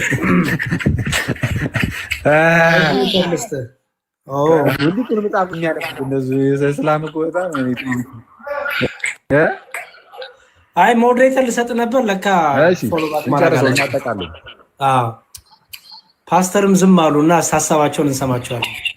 አይ አይደለም ወዳጃችን አኬ ቆንጆ ትምህርት ነው እያስተማረ ያለው ያመነበትን ነው። ደግሞ በዚህ ክርስቶስን በጣም የገለጠ ስለሆነ ተመችቶኝ ነው። ከዛ ፍቃድ ካገኘው ደግሞ የኔን ሀሳብ ሪፍሌክት አድርግና አስተያየታችሁን ሰምቼ እግዚአብሔርን አመስግነን እንወጣለን ብዬ አምናለሁ። ለዛ ነው ወዳጅ ጨዋነት የኛ ባህሪ ነው። አመሰግናለሁ። ጥምቀት ለድህነት አይደለም ነው ብለህ የምታምነው ፓስተር? ይቅርታ ወዳጄ እስከጠየቀኝ ድረስ ጥምቀት ውስጥ ድህነት እኮ እሱን ልመልስልህ ነው። ስለ ጥምቀት ቫሊው ነው እያወራ ያለው። አዎ ቫሊውድ ነው። እኔ ባይዘው ወንድሜ ፓስተር ወንጌልን ሰብኬ ተጠምቄ ሌሎችን እያጠመቅኩ ያለው ወንድሜ ነኝ፣ በክርስቶስ ወንድሜ ነኝ። አንተ እዛ እኔ እዚህ ቢኖርም ማለት ነው። እኔ ጥምቀት አያስፈልግም ቶታሊ ያልኩ አይደለም። ነገር ግን በመጀመሪያ እኛ ሳንጠመቅ በፊት ክራይስትን በማመን በዮሐንስ ወንጌል ምዕራፍ 1 ከቁጥር 12 ላይ የእግዚአብሔር ልጅ ሆነናል። የእግዚአብሔር ልጆች የሆንን እኛ ደግሞ ልጅነታችንን የምናረጋግጥበት መንገድ አንዱ የክርስቶስን ስጋና ደም በመቋደስ ነው። አንድ በሆሊ ባፕቲዝም ውስጥ ኢንቮልቭድ በመሆን ነው፣ በመሳተፍ ነው። ስለዚህ እነዚህ ለቤተክርስቲያን የተሰጡ የክርስቶስ አደራ የመጨረሻውም የትልቁ ሚሽን ወይም ታላቁ ሚሽን የሚባለው ክርስቶስ ለደቀ መዛሙርቶቹ የተናገረው ወደ ዓለም ሁሉ ሄዱ ወንጌልንም ለፍጥረታት ሁሉ ስበኩ ኦኬ እያለ ያስተማረው የማቴዎስ ወንጌል ምዕራፍ 28 ከቁጥር 19 ጀምሮ ያለው እንደገና ከወዳጃችን ከመዝሙረ ያሬድ ጋር ስናወራ የነበረው ማርቆስ ወንጌል 16 ከ18 ከ15 እስከ 16 ያለውን ስንመለከት እነዚህ ሁሉ ስለ ጥምቀት ጌታችን ኢየሱስ በዋናነት ጠቀሜታውን ያጎላበት ክፍል እንደሆነ በማመን ኦኬ እኛ እንን የተቀበልን እየተገበረንም ያለን ሰዎች ስንሆን ልዩነታችን መጀመሪያ ላይ እኛ ድነናል፣ የእግዚአብሔር ልጆች ሆነናል። በምን በማመን እንደ ዮሐንስ ወንጌል 1:12 ወደ ገዛ ወገኖቹ መጣ፣ የገዛ ወገኖቹ አልተቀበሉትም። ለተቀበሉት ሁሉ ግን በስሙም ለሚያምኑት ለእነርሱ የእግዚአብሔር ልጆች የሆኑ ዘንድ ስልጣንን ሰጣቸው በሚል በእግዚአብሔር ቃል መሰረት ላይ ቆመን በልጅነት ህይወት ውስጥ እየተመላለስን ልጅነታችንን ግን በጥምቀት እናረጋግጠዋለን። የጌታን እራት በመውሰድ እናረጋግጠዋለን። ከቅዱሳኖች ጋር ህብረትን በማድረግ ከኃጢአት በመራቅ እናረጋግጠዋለን። ያልከው ሐሳብ በጣም ቆንጆ ነው፣ እጅግ በጣም የሚመሰገን ነው። ደግሞ እነን እዚህ ያኖረኝ አንተን እዛ ያኖረህ ምንድነው? ከጥምቀት በፊት ድነት አልቋል ነው። ከዛ ከዳንን በኋላ ግን የዳንበትን ሲምቦሊዝም አፕላይ የምናደርግበት መንገድ ነው ብዬ ነው። አክዬ ቴንኪው አባዬ ቴንኪው። ቀጥል፣ ማይክን ከፍተሃል። እሺ እናመሰግናለን ፓስተሪ። እንግዲህ አሁን ያስቀመጡት ነገር ላይ ከጥምቀት በፊት ድህነት አልቆ ከዛ በኋላ ያው የዳነውን መዳን ደግሞ በዛ በጥምቀት ውስጥ እናረጋግጣለን እናሳያለን የሚል ነገር አስቀምጠዋል። እኔ ደግሞ ያው ከቅድም ጀምሮ እንዳስረዳሁት ያው እንግዲህ መድገም ስለሌለብኝ በጥምቀት ውስጥ እግዚአብሔር አምላካችን በመንፈስ ቅዱስ አሰራር የክርስቶስን የማዳን ስራ ሁሉ ለኛ ይሰጠናል በጥምቀት ውስጥ። ስለዛ ድህነቱ እዛው ጥምቀት ውስጥ ነው ያለው የሚል አምነን ስንጠመቅ ድህነቱ እዛ ውስጥ አለ የሚል ነገርን አስቀምጬ ነበር። ለዚህ ነገር እኔ አሁን ለተናገርኩት ነገር የመጽሐፍ ቅዱሳዊ ማስረጃዎችን ከቅድም ጀምሮ ሬዶም ሲያስቀምጡ ነበር። እኔም እዚህ ጋር ብለን የእምነታችን ጀማሪና ፈጻሚ የሆነው ጌታችንና መድኃኒታችን ኢየሱስ ክርስቶስ ከተናገራቸው ውስጥ ታላቁ ሐዋርያ ቅዱስ ጳውሎስ ከተናገረው፣ ታላቁ ሐዋርያ ቅዱስ ጴጥሮስ ከተናገረው እያደረግን ለማየት ሞክረናል። ኢቭን መጽሐፍ ቅዱስ ቃል በቃል በቃ ጥምቀት ያድናል ይላል። በጣም የሚያስገርም ማለት እንግዲህ አሁን መጽሐፍ ቅዱስን የምንወድ ከሆነ መጽሐፍ ቅዱስን መውደዳችን የሚረጋገጠው የምርም ለቃሉ ታማኝ በመሆን ነው ብዬ አምናለሁ። ሰው መጽሐፍ ቅዱስን የምርም እወዳለሁ እንደው የእግዚአብሔርን ቃል እወደዋለሁ፣ ጌታችን ኢየሱስን እወደዋለሁ፣ እግዚአብሔርን እወደዋለሁ የሚል ከሆነ በምን ይረጋገጣል አንዱ ከተባለ በቃ በዛ በቃል ውስጥ የተቀመጠውን ነገር በታማኝነት ይሄ አስቀድመን ከያዝነው ምናምን ነገር አንጻር ብቻ ሳይሆን በቃ በግልጽ የሚናገረውን ነገር አሜን ብሎ በመቀበል ማረጋገጥ ይቻላል። የምር ለመጽሐፍ ቅዱስ ታማኝ ነን ወይም ደግሞ መጽሐፍ ቅዱስን እንወዳለን አንወድም የሚለው በሱ ማረጋገጥ ይቻላል። ስለዛ እኔ ያው እንግዲህ አንተ ፓስተሪ መጽሐፍ ቅዱስ እንደምትወድ አምናለሁ። ብዙ ፕሮቴስታንት ወንድም እህቶቻችንም መጽሐፍ ቅዱስን ትወዳላችሁ፣ ጌታ ኢየሱስንም እንግዲህ ያው እንወዳለን ስትሉ ነው የምናየው። እኛም ትወዳላችሁ ብለን እናምናለን። ግን እኛ አሁን ደግሞ ጠሪያችን ወዴት ነው? አዎ ክርስቶስን የምትወዱት ከሆነ በምልአት በደንብ ደግሞ ብታገኙት ይህን ነገር ይሄ መጽሐፍ ቅዱስን አዎ ትወዳላችሁ፣ የመጽሐፍ ቅዱስን ሀሳብ ደግሞ በምልአት ብታገኙት ጥሩ ነው ብለን ነው እየተናገርን ያለ ነው። እና አሁን መጽሐፍ ቅዱሳችን ላይ እንዳልኩት ቃል በቃል ጥምቀት ያድናል የሚላለን።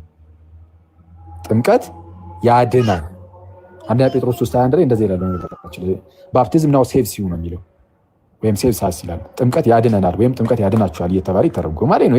ጥምቀት አሁን ያድናል ቃል በቃል ጥምቀት ምንድነው? ለኃጢአት ስርየት እንደሆነ፣ በጥምቀት ከኃጢአት መታጠብ እንዳለ፣ በጥምቀት ከጌታ ጋር አንድ መሆን እንዳለ፣ በጥምቀት ክርስቶስን መልበስ እንዳለ፣ በጥምቀት ዳግም መወለድ እንዳለ፣ በጥምቀት መዳን እንዳለ ራሱ ክርስቶስ ይህን ነገር በተደጋጋሚ መጽሐፍ ቅዱስ እየተናገረ ይህን ነገር ክርስቶስን መካድ ይሆንብናል። ምክንያቱም ሰው ክርስቶስን የሚክደው ቃሉን እምቢ አልቀበልም በማለትም ስለሆነ ማለት ነው። ስለዚህ አሁን ጥምቀት ላይ ጥምቀት ምሳሌ ነው። ይቅርታ በጣም ምናልም ፓስተር ጥምቀት አሁን ይሄን ነገር አመጣው። እሺ ፓስተር ይጠይቁኝ። እሺ በጣም ይቅርታ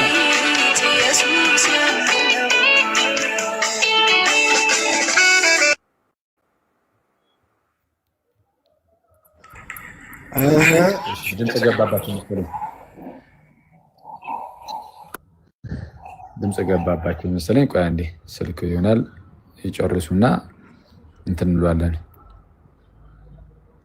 ታንኪዩ ባለማወቅ ነው ከቴሌግራም መዝሙር ከፍቼ ስለነበረ ሶሪ ለምሳሌ ወዳጃችን አከ አዎ ጥምቀት ለኃጢአት ስርየት አስፈላጊ ነው ብለው እያስተማሩ ነው ያሉት። የእግዚአብሔር ቃል ደግሞ በአንደኛ ዮሐንስ መልእክት ምዕራፍ 1 ከቁጥር 7 ላይ ታወጣልን። ወዳጃችን ያሬድ ታወጣልን። አንደኛ ዮሐንስ ምዕራፍ ስንት? አንደኛ ዮሐንስ ምዕራፍ የልጁም የኢየሱስ ክርስቶስ ከኃጢአት ሁሉ ያነጻናል ይላል። እንዳው ቃል በቃል ሌሎቹ እንዳያዩት ነው እንጂ ታውቀዋለህ አክዬ። አየህ የልጁም የክርስቶስ ኢየሱስ ደም ከኃጢአት ሁሉ ያነጻል። በእግዚአብሔር ቃል ውስጥ ለኃጢአት ምዕራፍ 1 ቁጥር 7 ታውጣለህ ያሬድ። ቁጥር 7 ታውጣለህ። አንደኛ ዮሐንስ 1:7 አየህ yes እዛ ጋር ምንድነው የሚለው? ሙሉን እናንብበው። ትንሽ ጠጋ አድርግልኝ። ወደ ቁጥሩ ጠጋ አድርግልኝ። ከቁጥር 7 ጀምሮ ነገር ግን እርሱ በብርሃን እንዳለ በብርሃን ብንመላለስ ለእያንዳንዳችን ህብረት አለን። የልጁም የኢየሱስ ክርስቶስ ደም ከኃጢአት ሁሉ ያነጻል። በእግዚአብሔር ቃል ውስጥ ከኃጢአት ሁሉ የሚያነጻን የልጁ የክርስቶስ ኢየሱስ ደም ነው። ለምን? ደም ሳይፈስ ስርየት የለም። የምን ስርየት? የኃጢአት ስርየት። ከዚህ ቀደም የነበረውን የአሮጌ አዳማዊውን ኃጢአት፣ አሁን በስጋ የምንሰራውን ኃጢአት፣ የትኛውንም ስም ያለውና ስም የሌለውን ኃጢአት ግን መንፈስ ቅዱስን መሳደብ በመጽሐፍ ቅዱስ ስርዓት የሌለው ኃጢአት ተብሎ የተገለጸው እሱ አለ። ከዛ ውጭ ግን ሰዎች በምንም አይነት ኃጢአት ውስጥ ራሳቸውን ቢያገኙ ክርስቶስን አምኖ በደሙ ከታጠቡ ቅዱስ ስጋውንና ቅዱስ ደሙን ከተቀበሉ ከኃጢአት ስርዓት ከኃጢአት ነፃ መሆን ወይም የኃጢአትን ስርዓት ማግኘት ይችላል። ይሄ በክርስቶስ ውስጥ ነው። የመዳን ፕሮሰስ ተጀምሮ እየቀጠለም እያለቀም ያለው የተደመደመው በክርስቶስ ውስጥ ነው። ሌላው ምንድን ነው? ጥምቀቱ ምንድን ነው ብለን ስንል ጥምቀቱ እኛ ባይዘው የተጠመቅን ያመንን የጥምቀትን ዋጋ ያሳነስን አይደለንም፣ ወይም መጽሐፍ ቅዱሳዊ አይደለም ያልን አይደለንም። ግን ከክርስቶስ ጋር የድነት ስራን መጥቶ ሊጋራ አይችልም። የውሃ ጥምቀት ከፈሰሰው ከቀራንዮ ደም ጋራ መጥቶ ሊወዳደር አይችልም። ኮምፔር ልናደርገው አይችልም። አስተሪ በጣም ይቅርታ ያደርጉልኝ። እንግዲህ እንትን መሀል ገባሁበትና እንትን ነው አሁን የማንግባባና የማንረዳዳ ከሆነ አስቸጋሪ ይሆናል። አሁን እንደዚህ ብለን ራሱ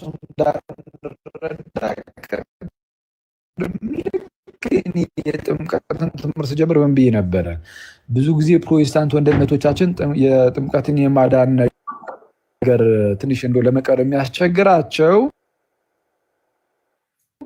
እንደ ያዳነን ክርስቶስ እውነትም ነው። ይህ ጥምቀት ያድናል ሲባል ምንድነው? ከክርስቶስ ጋር እንደው ክርስቶስ የሚያድን ጥምቀት የሚያድን እንዴት ሁለት መዳን እንዴት ይሆናል? ይሄማ የክርስቶስን አይሰማም። ተቋረጣችሁ? ተቋረጠ። ከአኬ ነው መሰለኝ። ስለገቶበት ይሆናል። አንድ ቆይ ፓስተር ይቅርታ፣ ለእኛ የምናገኘው አንዴ ቆይ ያስተጋባል መሰለኝ። ለኛ የምናገኘው ቃላቱን አንዳንዴ ያው እንጠንቀቅ። እሺ ምንም አሁን ለምሳሌ ለኛ የሚቆጠር ወደ ፕሮቴስታንቶቹ ትምህርት እየሄድኩኝ አይደለም። ቆጠረል ምናምን የሚባለው እንትን ላይ ማለት ነው። ኤኒዌይስ ወደ እሱ ቆይ ለጊዜው አልግባና፣ ኤኒዌይስ ይህንን የክርስቶስን የማዳንን ስራ የምናገኘው ጥምቀት ውስጥ ነው ያልነው። ጥምቀት ውስጥ በክርስቶስ የተሰራውን የማዳን ስራ የክርስቶስን ደሙን እናገኘዋለን። ልክ ወደ ጥምቀቱ ስንገባ በክርስቶስ ደም እንታጠባለን። የክርስቶስን ሞቱን ትንሣኤውን እናገኛለን እንጂ አሁን እርሱ እንደሚሉት ጥምቀት ከክርስቶስ ጋር የሚገዳደር ሆኖ መጣ እንደዛ አላልንም። እኛ እምነት ያድናል ሲባል እኮ እንዴ እምነት ከክርስቶስ ጋር የሚገዳደር ሆኖ መጣ እኮ አንልም እኮ። እምነት ያድናል፣ አዎ ያድናል። ክርስቶስም ያድናል፣ የክርስቶስ ደምም ያድናል፣ እምነትም ያድናል። እንደዛ ማለት ነው። ሁለቱ ነገሮች የሚያድኑ ነገሮች ኖረው ነው? በፍጹም አይደለም። ግን አሜን ብሎ በመቀበል ያ ሰው በክርስቶስ የተሰራውን የማዳን ስራ ያገኛል። የሚያገኘው ግን የአማኙ ሲጠመቅ ነው። መጽሐፍ ቅዱሳችን ኢንጀነራል ስንመለከተው እንደዛ ነው። ጠቅለል ያሉን ነገር ስንመለከተው እንደዛ ነው። አሁን ሀሳቡን በነገራችን ላይ የጠቀስኳቸው እነዛ ሁሉ የመጽሐፍ ቅዱስ ጥቅሶች ውሸት አይደሉም፣ የምርም እውነት ናቸው። የእግዚአብሔር መንፈስ ያለባቸው እውነተኛ ቃሎች ናቸው። ጠቅላላ የክርስቶስም የጳውሎስም የጴጥሮስም የሌሎችም። አሁን አንድ ጥያቄ ብቻ ለጠይቆትና አሁን እርሱ ለሚሉት ለዚህ እንደው ጥምቀት መዳናችንን ማረጋገጫ ነው ወይም ደግሞ ማሳያ ነው ላሉት ጥቅስ ካሉት ከይቅርታ ጋር ፓስተር፣ ምን መዳናችን ነው?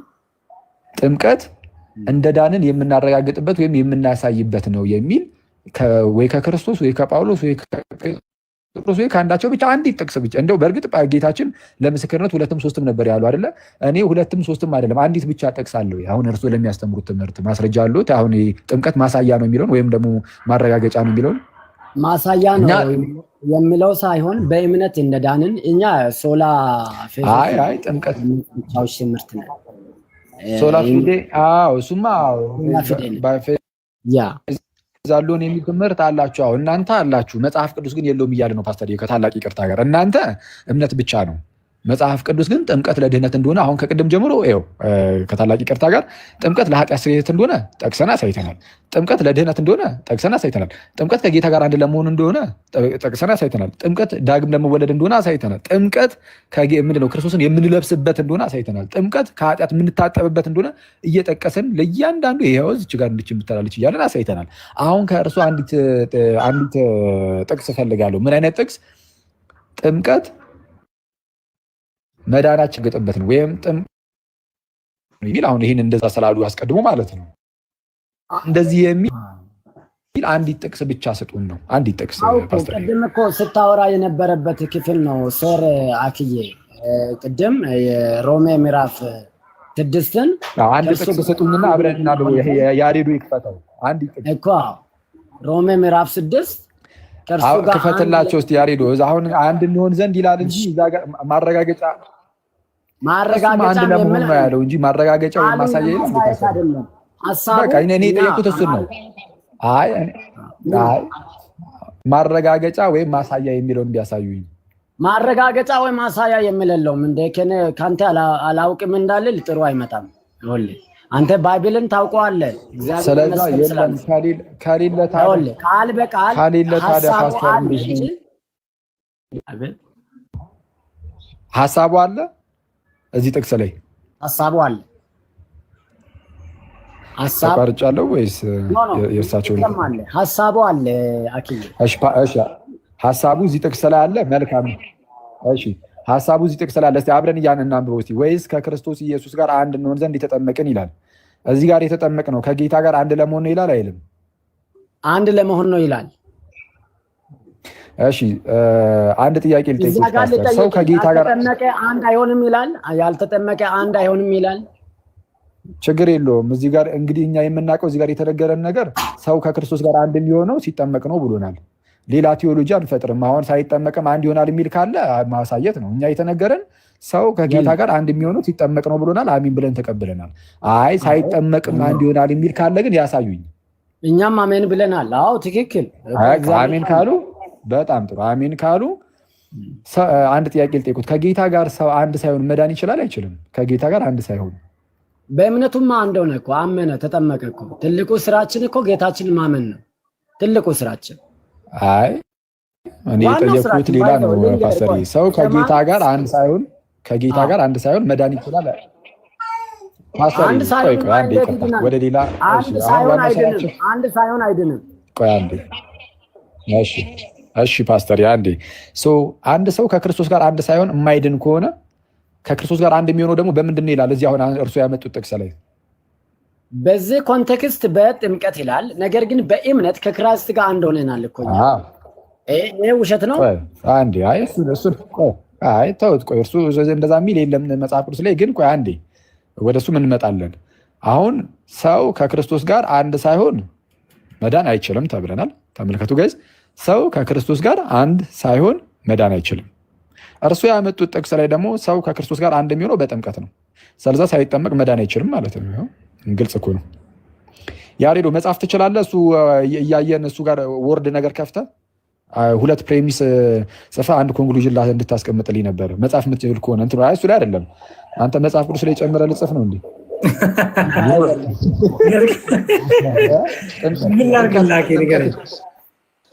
ጥምቀት ያድናል የሚል ስታጣ ደግሞ ሊጨምርበት ነው። ጥምቀት ያድናል ብለህ በጣም ያሬድ መጽሐፍ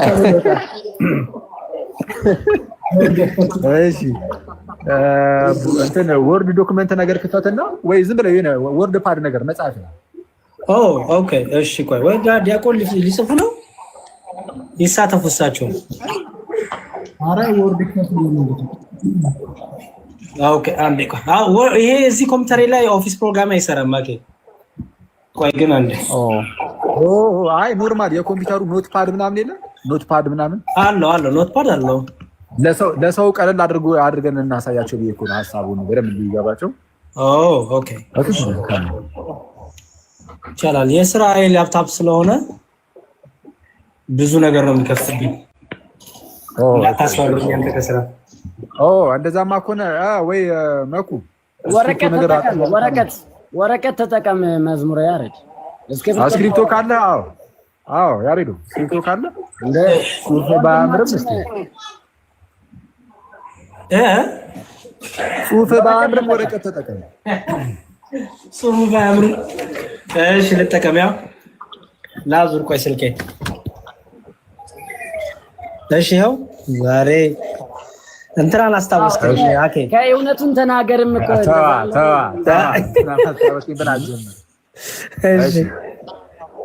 ዝም ብለህ ጭረት ነገር አድርግና አንድ ዝም ብለህ ጭረት ነገር ልበለው ችግር የለውም። ሰው ከክርስቶስ ጋር አንድ ሳይሆን መዳን አይችልም። እሺ ከክርስቶስ ጋራ አንድ አይሆን መዳን አይቻልም። መዳን አይቻልም። ሁለተኛው ነጥብ ደግሞ ከክርስቶስ ጋር አንድ የምንሆነው በጥምቀት ነው። ቢ እኔ ሁለተኛው ላይ አልተስማማውም። አይ ፓስተር ቆይ አንዴ የያዙትና ከክርስቶስ ጋር አንድ ሳንሆን ማነው? ከክርስቶስ ጋር አንድ የምንሆነው በጥምቀት ነው። ሁለተኛው ላይ አልተስማማው። ቆይ ጻፈውና በጥምቀት ነው። እሺ አላጋም አንዴ ከፍ አድርገው እናንተ አንዴ ይዩት፣ ተመልከቱ ጋይስ። ከክርስቶስ ጋር አንድ ሳይሆን መዳን አይቻልም። ከክርስቶስ ጋር አንድ ሳንሆን መዳን አንችልም። ከክርስቶስ ጋር አንድ የምንሆነው ደግሞ በምንድን ነው? በጥምቀት ነው። ስለዚህ ያለ ጥምቀት መዳን አይቻልም። ስለዚህ ሲበልና ኮንክሉዥን እሺ ሲ ኮንክሉዥናችን ያለ ጥምቀት መዳን አይቻልም። ያለ ጥምቀት መዳን አይቻልም። መዳን የለም። እሺ የነንን ፕሪሚስ ትጽፋለህ። እሺ ያስተጋባል መሰለኝ አንተ ድምጽ ያደርጉ። የነንን ፕሪሚስ ትጽፋለህ። በዛ በነካው በቆንጆ ጽሁፍ። ቆይ ያሬዶ ያንተ ያስተጋባል መሰለኝ። አንዴ ሚውት አድርገውና እኔ ሚውት አድርጌያለሁ እኮ አኬባ። የነንን ትጽፋለህ። እሺ ያሬዶ አይ ፓስተር ችግር የለም። አሁን አንድ ባንድ ሁለቱንም ፕሬሚሶች ከላይ ያሉትን ፕሬሚሶች እንይና ከዛ በኋላ ትክክል ያልሆነ ነገር ካለ እናያለን ከመጽሐፍ ቅዱስ እያጣቀስን። እሺ ከክርስቶስ ጋር አንድ ሳንሆን መዳን አንችልም። እዚህ ላይ እንስማማለን። የመጀመሪያው ፕሬሚስ ላይ በትክክል አርም ያው የመጽሐፍ ቅዱስ ጥቅስ ማያስፈልገውም ይሄ ስለምንስማማበት። እሺ ሁለተኛው ፕሬሚስ ወይም ሁለተኛው ቅድመ ሐሳብ ከክርስቶስ ጋር አንድ የምንሆነው በጥምቀት ነው። እዚህ ላይ ስንስማማለን? አንስማማ።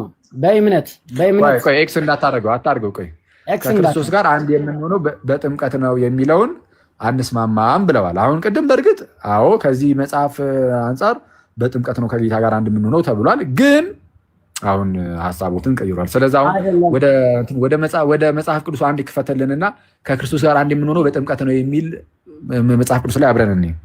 እሺ እሱን አንተ ታሳያለህ። እኔ ደግሞ አልተስማማሁበትም ያልኩበትን ምክንያት አሳያለሁ። አክይ ጥቅስ ነው። አሁን ብዙ ሀሳቦች እንዳመጣለሁ ችግር የለው። እሺ ከክርስቶስ እሺ ወይስ ከክርስቶስ ኢየሱስ ጋር አንድ እንሆን ዘንድ የተጠመቅን ይላል አይደለም? አዎ ይላል። የተጠመቅነው ምን ለመሆን ነው ይላል? አንድ እንሆን ዘንድ። ከማን ጋር? ከክርስቶስ ኢየሱስ ጋር። ስለዛ ከክርስቶስ ኢየሱስ ጋር አንድ እንሆን ዘንድ ወይም ከክርስቶስ ኢየሱስ ጋር አንድ ለመሆን ምን አደረግን? ተጠመቅን። ግን ተጠመቅን ብቻ አይደለም፣ ከጥምቀት በፊት እምነት አለ። ቆይ ችግር የለም። አዎ ከጥምቀት በፊት እምነት አለ። የአማኙ ነው እኮ የሚጠመቁ። አሁን እዚህ ጋር አማኙ ስለሚጠመቀው እኮ እሱንማ አማኝ አልኩኝ እኮ። አማኙ ድጋሚ እኮ አያምንም ማለት እምነት እርግጥ ነው ዳይናሚክ ነው ይቀጥላል። ግን አማኝ እኮ ብዬ ጀመርኩት ለዛ ነው። ያ አማኝ ከክርስቶስ ጋር አንድ የሚሆነው ምን ሲያደርግ ነው? ስጠመቅ አልኩህ እኮ። ስጠመቅ አንድ ይሁን። አዎ ፓስተር ይቅርታ አደረግኩት መሰለኝ። እሺ አንድ ምንም በል በጣም ደስ ይለኛል። እሺ ፓስተር እሺ አንድ አማኝ ከክርስቶስ ጋር አንድ የሚሆነው ሲጠመቅ ነው። ከክርስቶስ ጋር አንድ ሳይሆን ደግሞ መዳን አይችልም። ስለዚህ አንድ አማኝ የሚድነው ሲጠመቅ ነው አይደለም? ሚድነው አዎ ሲጠመቅ ነው አይደለም? ሲያምን። አሁን ቅድም ምን አሉኝ? ሰው ከክርስቶስ ጋር አንድ ሳይሆን መዳን አይችልም። ያሬዱ ድጋሚ ላጽፍህ እንዴ? ነው። አይ እሱ ሁሉም ሰው አይቷል። ችግር የለውም። እውነት ነው እሱ። ላጽፍህ ያሬዱ ካላደከም። እሺ አጽፈኝ አኬ አለ እኮ አለ የተጻፈ ፒ1 በልና ወይም ፒ1 እሺ ሌላ ሳላጽፍ እሺ ቀጥል። ያው ተመሳሳይ እኮ ነው የምናጽፈው። ሁለታችንም የምንስማማበትን የምንጽፈው። እሺ ከላይኛው ጋር ተመሳሳይ ነው። ከክርስቶስ ጋር አንድ ሳይሆን መዳን አይቻልም። እሺ ይቅርታ እንግዲህ አደከም ነው ያደረገው። ችግር የለውም። ከክርስቶስ ጋራ አንድ ሳይሆን መዳን አይቻልም። እሺ ፒቱ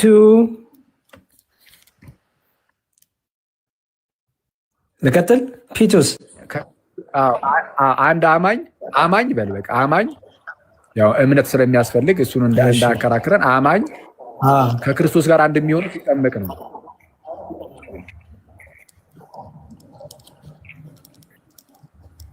ክርስቶስ ጋራ አንድ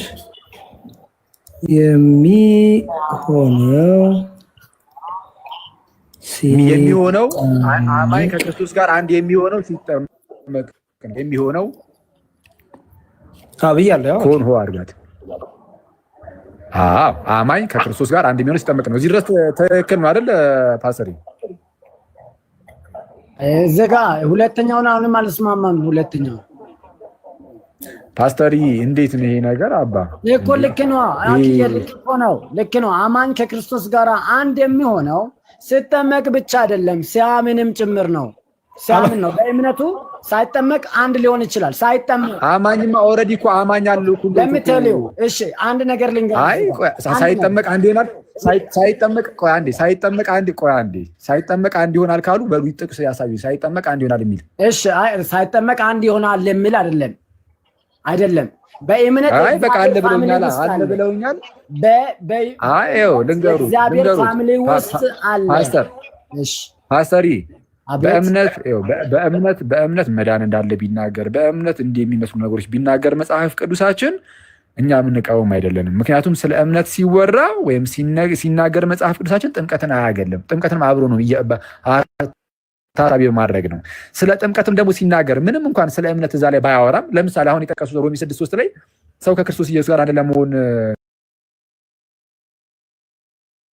ተጠምቋል ይላል። አምኗል አይልም። እዛ ላይ ቃሉ እኮ የለም አምኗል የሚለው ግን በውስጥ ታዋቂነት ግን እምነትም እንዳለ በቃ እናውቃለን። ለምን ሌሎች የመጽሐፍ ቅዱስ ክፍሎቻችን ላይም እምነት የግድ እንደሆነ ስለተነገረን እናውቃለን። አዩ እምነት የምትለው ቃል እዚህ ላይ ባትመጣ ራሱ እናውቃለን እምነት እንዳለ። ስለዚህ አሁን እየነጣጠሉ እየተናገሩ ስለሆነ እኔ አሁን እያልኩት ያለሁት እርሶ ባሉት መልኩ ያለ ጥምቀት አንድ ይሆናል የሚል ጥቅስ ካለ አለ የለም? በመጀመሪያ ደረጃ ያለ ጥምቀት ያለ እምነት አንድ ይሆናል የሚል ቃል የለም። ቆይ የለም። እሱን አሁንም እኮ ከኪስ አውጥቼ ለማውራት አይደለም።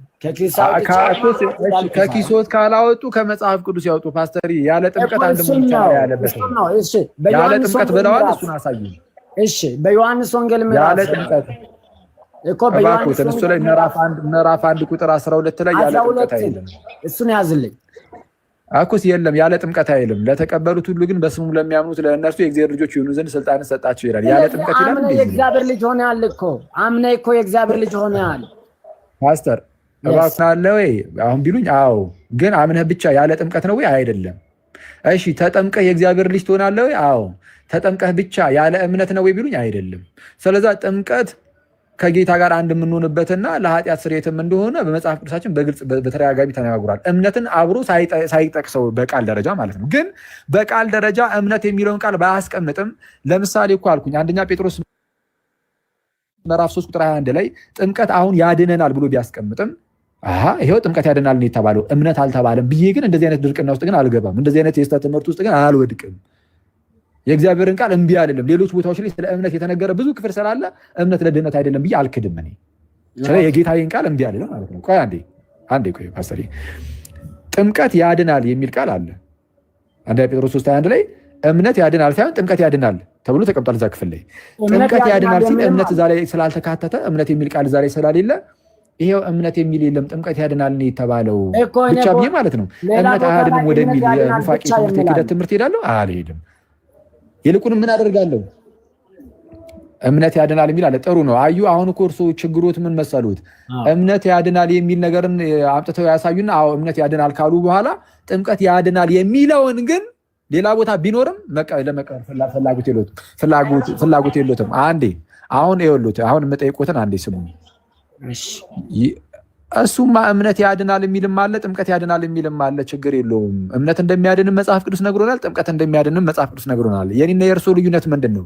እኔ መጽሐፍ ቅዱስን የሚቀበል ክርስቲያን ስለሆንኩኝ ሁሉንም እቀበላለሁ። እርሶ ደግሞ ከፍለው ነው የሚቀበሉት። እምነት ያድናል የሚለውን ይቀበላሉ፣ ጥምቀት ያድናል የሚለውን አይቀበሉም።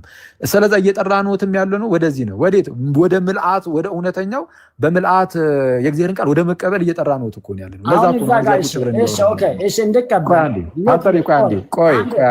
እዚህ ጋር እንዳረሳ ማለት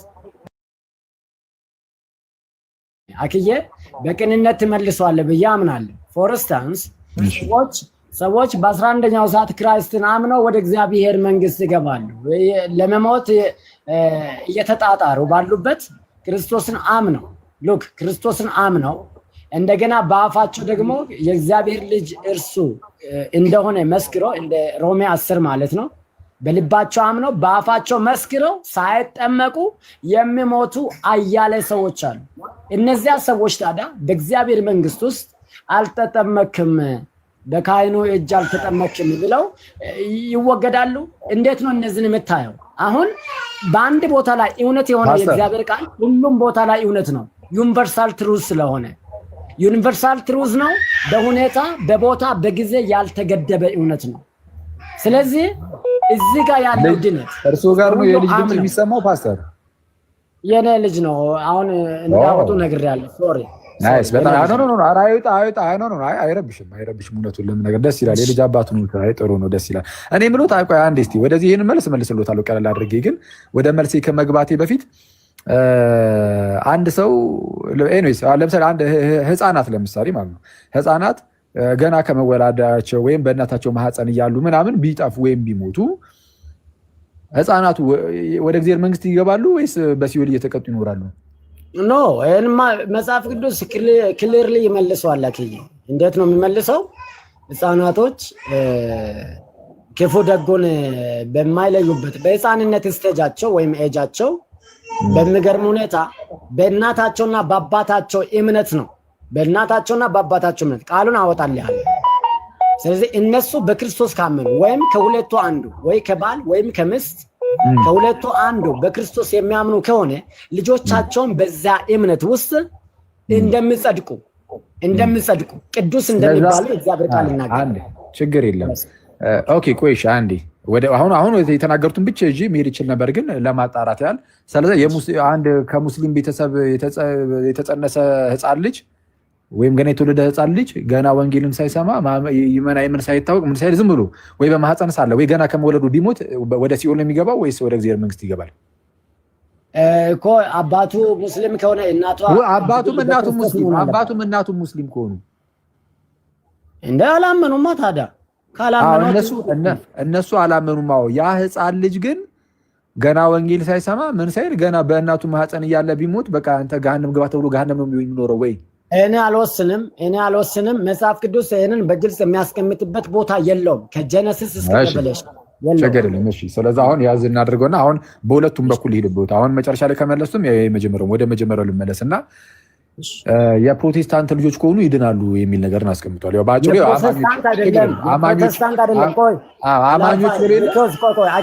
በጣም ሶሪ ከርብ እየተደረገ ነው ባይዘው አማኞች ብለዋል አይደለ?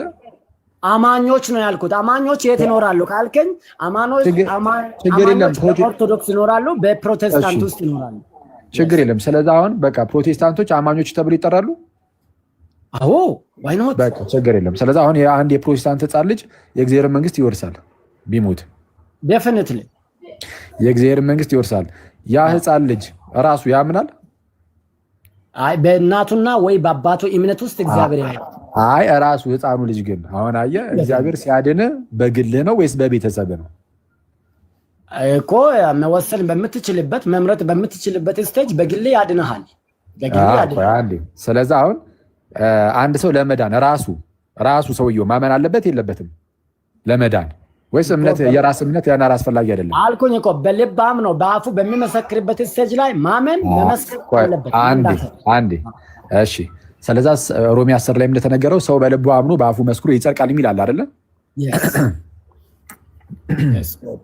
ሰው በልቡ አምኖ በአፉ መስክሮ ይጸድቃል። ኢየሱስ ክርስቶስ ጌታ እንደሆነ በልብ ብታምን በአፍህ ብትመሰክር ትድናለህና ስለሚል ይህ ነገር የሆነ ቦታ ላይ ይሰራል፣ የሆነ ቦታ ላይ አይሰራም አይደል? ለምሳሌ ለአዋቂዎች ይሰራል፣ ህፃናት ጋር ስትሄድ ግን አይሰራም እኮ። ህፃናት እንዴት ነው በልባቸው አምኖ በአፋቸው የሚመሰክሩት? ገና ስለዛ ይሄ ቃል እሱን እኮ ነው የምልህ። ይህ ስለ እምነት አሁን እምነት ያድናል ብለህ ይህንን ጥቅስ ስጠቅስ አንዳንድ ቦታ ላይ ይሰራል፣ አንዳንድ ቦታ ላይ ግን አይሰራም አይደል? that's why we call it exceptional የምንለው እኮ ለዛ ነው። ቴንክ ዩ። አሁን ቅድም የጠየቁኝ ጥያቄ ሰው ሲሞት እንዴት ነው ድንገት ሳይጠመቅ ድንገት እንደው ቢሞት ያሉት ኤክሰፕሽናል እሱ ምንድነው? ያው ተመሳሳይ ነው እና ከዛ አንፃር ነው እሱ ምንድነው ተቋርጧል። ኤክሰፕሽናል ነው። ልክ አሁን እርሱ ለህፃናት ጊዜ ኤክሰፕሽናል ነው እንዳሉ ኤክሰፕሽናል ነው። እሱም ኤክሰፕሽናል ነው የሚሆነው። ለምን? አሁን ልክ እርሱ ኤክሰፕሽናል ነው እንዳሉት ሰውየው አምኖ መጠመቅ ፈልጎ የእርሲያንን ትምህርት ሰምቶ ድንገት ሊጠመቅ ሲሉ ድንገት ቢሞት ይሄ ኤክሰፕሽናል ነው። በቃ አለቀ። ይሄ እንደዛ ነው እና አሁን እርሱ ካሉት ጋር ተመሳሳይ ነው እና አሁን አንድ መለስ ግን አድርጉት መለስላና ያሪዱ አንድ ተመለስ አንድ በሁለተኛው ሐሳቦት አክዬ በሁለተኛው ሐሳቦት ሰከንድ ፕሬሚሱን እንየውና አማኝ ከክርስቶስ ጋር አንድ የሚሆነው ሲጠመቅ ነው የሚለውን አሁን ተግባብተናል አልተግባባሩ? በሮሜ 6:3 መሰረት በሮሜ 6:3 መሰረት ከክርስቶስ ጋር አማኞች እንደሚሆኑት ሲጠመቅ ነው። የስ ግን ቆይ አንድ ጥያቄ የኔ ወዳጅ አንድ ጥያቄ ጥምቀት የውሃ ጥምቀት ብቻ ነው በገላትያ 3:27 እዚህ ላይ ይኸው አሁን ቅድም ራሱ ትምኮ ቆይ አይደለም ግን ቆይ አንዴ እርሱ ራሱ ትምኮ ቅድም ተስማምቷል። ሮሜ 6:3 ላይ በቃ የውሃ ጥምቀት ነው አሉኝ። ተጨማሪ ማስረጃ አምጣ ካሉኝ አዲሱ መደበኛ ትርጉምንም ዝም ብዬ ገለጥ አድርጌ ህዳጉ ላይ አሳዩታለሁ። ሮሜ 6:3ን ስለ ጥምቀት ሲያወራ የሚያወራ እዛው ጋር አስቀምጠውታል። እነሱም አዲሱ መደበኛ ትርጉም ብቻ አይደለም ሙሉ ህይወትን መግለጽ ይችላሉ። ሙሉ ህይወትን ብቻ አይደለም እነ ዶክተር ተስፋዬ ሮበሊን እያነሳሁኝ አሁንና ስሙ ምናምን የሚል መጽሐፍ አላቸው። ዶክተር ተስፋዬ ሮበሌ ያው ያውቋቸዋል ብዬ ተስፋ አደርጋለሁ። ትልቅ አቃቢ እምነት ናቸው በኢትዮጵያ ፕሮቴስታንት ውስጥ። የነሱ ጥቅስ ሳይሆን ጥቅስ ማን ነው ጥምቀትን ለመዳን ሳይሆን ጥምቀትን እንደ ምሳሌ ከክርስቶስ ጋር ባይዘው ምሳሌ ነው። ኢዝ ሲምቦል ቢኮዝ እሱ ነው ሊትራሊ የሞተው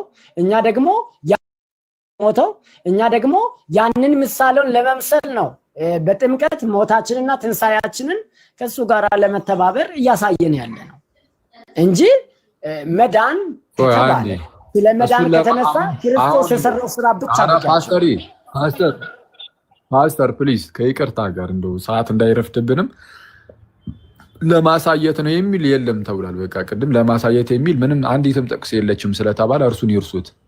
ለማሳየት ነው የሚለው መጽሐፍ ቅዱስ ላይ ሳይሆን አሁን እርሱ ያሉት ቸርች የእምነት መግለጫ ላይ ነው ለማሳያ የሚል ቃል ያለው ወይም የሙሉ ወንጌል የእምነት መግለጫ ላይ የፕሮቴስታንቶች መጽሐፍ ላይ አለ።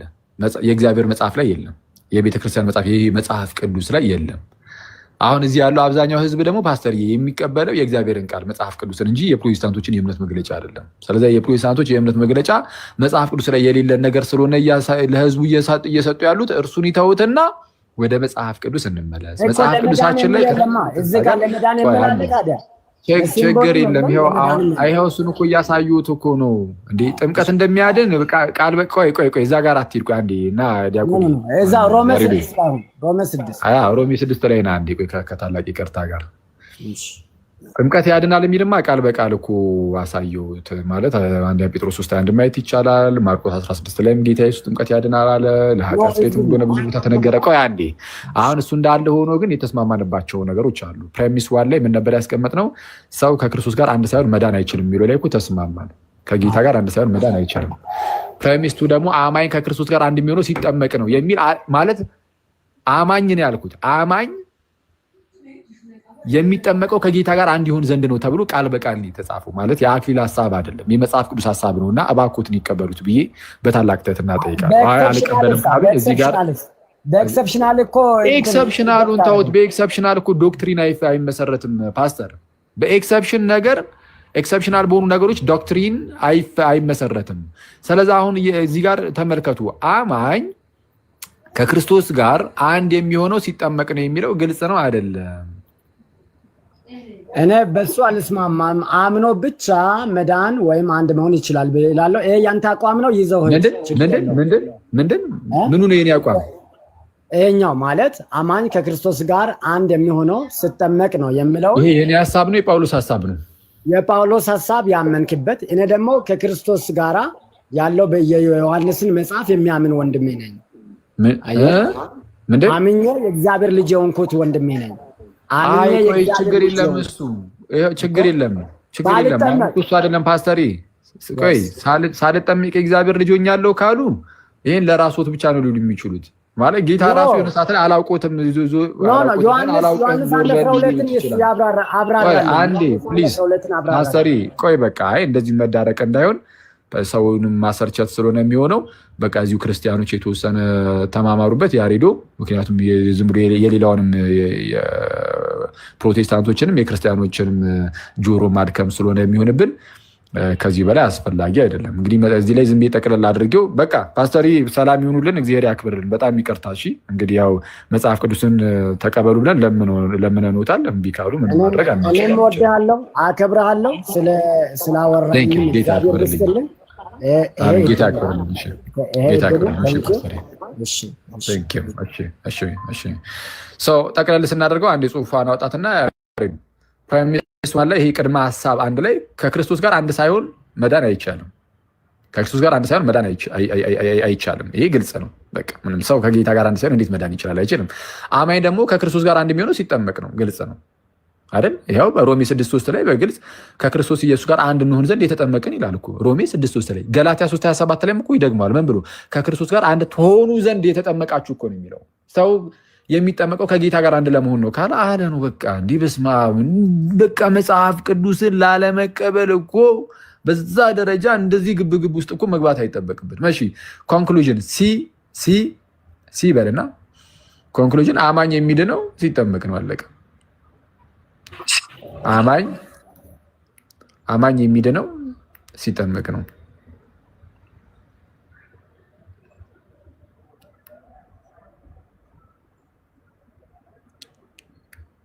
በቃችን ምላችሁ ከያዛችሁ አትቀላል ነው። የድህነት ትምህርት ስለሆነ እንግዲህ ይሄ የድህነት ትምህርታችን ስለሆነ መጠንቀቅ አለብን። የክርስትና ማዕከላዊ ትምህርቱ የድህነት ነው፣ ነገረ ድህነት ነው። ስለዛ ድህነት ላይ የተዛባ ነገር ካለን አንድንም ባጭሩ አንድንም ያለቀ። ስለዛ መጽሐፍ ቅዱስ በግልጽ ይናገራል። ኢየሱስ በግልጽ ያስተምራል። ሰዎች ይክዳሉ። በጣም ነው የሚገርመው በእውነት አስቡት። ክርስቶስ ጥምቀት ለድህነት እንደሆነ አስተምሮ ግን አይ ጥምቀት ለድህነት አይደለም ማለት ክርስቶስ አይ አልቀበልም እንደማለት ነው። ክርስቶስን ተቀበሉ ብለው የሚጣሩ ወንድሞች እህቶች ክርስቶስን አይቀበሉትም። ከዚህ አንጻር የክርስቶስን ትምህርት አልቀበልም ካልክ በነገራችን ላይ ክርስቶስን አልተቀበለውም ማለት ነው። የተወሰነ ትምህርቱን ተቀብዬ የተወሰነ ትምህርቱን አልቀበልም ካልክ እውነትና ሐሰት አንድ ላይ ሲሆን ምንድነው ውጤቱ? ምንድነው? እውነትና ሐሰት ፖዚቲቭ ሲሆን ውጤቱ ፖዚቲቭ ነው አይደለ? ፖዚቲቭ ኔጌቲቭ ሲሆንስ? ፖዚቲቭ እና ኔጌቲቭ አንድ ላይ ሲሆን በቃ ኔጌቲቭ ነው። ልክ እንደዚህ ሁሉ መቀበልም አለመቀበልም ካለ በቃ አልተቀበልኩም። አየህ፣ ምንም አንድ ስላመጡ ለምሳሌ ኢየሱስ ክርስቶስ እንደው ሰው ነው ብሎ ቢናገር ሰውነቱን ካመነ ማለት ነው። ኢየሱስ ክርስቶስ ፍጹም ሰው ነው። አምላክ ብቻ አይደለም፣ መለኮት ብቻ አይደለም። ሰውነቱን እቀበላለሁ። እሺ፣ ከዛ በኋላ አምላክ ግን አይደለም፣ አምላክነቱን ግን አልቀበልም ካለ እቀበላለሁ፣ የተወሰነ ነገሩን እቀበላለሁ፣ የተወሰነ ነገሩን እንግዲህ አልቀበልም ካለ በቃ መጨረሻው ክርስቶስን ገና አልተቀበልም። ያስላም እንደዛ ነው። ስለዛ መቀበል በምልአት መቀበል ነው። ስለዛ ፕሮቴስታንት ወንድመቶቼ እንግዲህ ለመጨረሻ ጊዜ የምናገረው ምንድን ነው? ጌታን እርሱም ክርስቶስ ኢየሱስን እንደምትወዱት እናውቃለን። ማለት እንግዲህ እንወዳለን ትሉናላችሁ። አትሊስት ያው ስለምትሉን አምነናችሁ ማለት ነው። መጽሐፍ ቅዱስን እንወዳለን ትላላችሁ ስለምትሉ አምነናችሁ። በእርግጥ አሁን እንደነዚህ አይነት ነገሮችን ስናይ በግልጽ የተጻፉ ነገሮችን አይ አንቀበልም ስትሉ ስናይ አይ እነዚህ ሰዎች መጽሐፍ ቅዱስን ሳይሆን የሚወዱት መጽሐፍ ቅዱስ ላይ ያላቸውን የራሳቸውን መረዳት ወይም ደግሞ በቤተ እምነታቸው ውስጥ ተቋርጦብኝ ነበር መሰለኝ። እሺ የሚወዱት መጽሐፍ ቅዱስን ሳይሆን በዛው በቤተ እምነቶቻቸው ውስጥ ፓስተሮቻቸው መምህራኖቻቸው ያስተላለፉላቸውን የሰጧቸውን ትምህርት እንጂ መጽሐፍ ቅዱስን አይደለም መሰለኝ የሚወዱት ብለን እንድንጠረጠር ያደርገናል። ምክንያቱም በግልጽ የተጻፈውን ነገር እንቀበልም ስለምትሉ ለምሳሌ ዛሬ አይተናል እና በተቻላችሁ አቅም ለመጽሐፍ ቅዱስ ታማኝ ሁኑ ምናምን ነገር የምርም መጽሐፍ ቅዱስን የምትወዱ ከሆነ ጌታን እርሱም ክርስቶስ ኢየሱስን የምትወዱት ከሆነ በምልአት እንድትቀበሉ ጥሪ ነው የምናቀርብላችሁ። የጌታን ቤተክርስቲያን እዩዋት፣ መርምሯት። ከዛ በኋላ ደግሞ አሁን ስለምን ተዘገያላችሁ? ተነሱ፣ ስሙን እየጠራችሁ ተጠመቁ ነው ልንል የምንችለው። ከዚህ በፊት ያልተጠመቃችሁ ሰዎች ካላችሁ፣ ምናልባት ከቤተክርስቲያን የወጣችሁ ሰዎች ካላችሁ ግን ባለማወቅ በቃ በንስሐ መመለስም ንስሐ ገብታችሁ ተመልሳችሁ የምትወዱትን የጌታን የክርስቶስ ኢየሱስን ቅዱስ ስጋውና ክቡር ደሙን እየተቀበላችሁ መኖር ነው። ቴንኪዩ። ያው ዝም የገብቼ የሀገር ሰዓት ያስኩባችሁ ያሬዱ።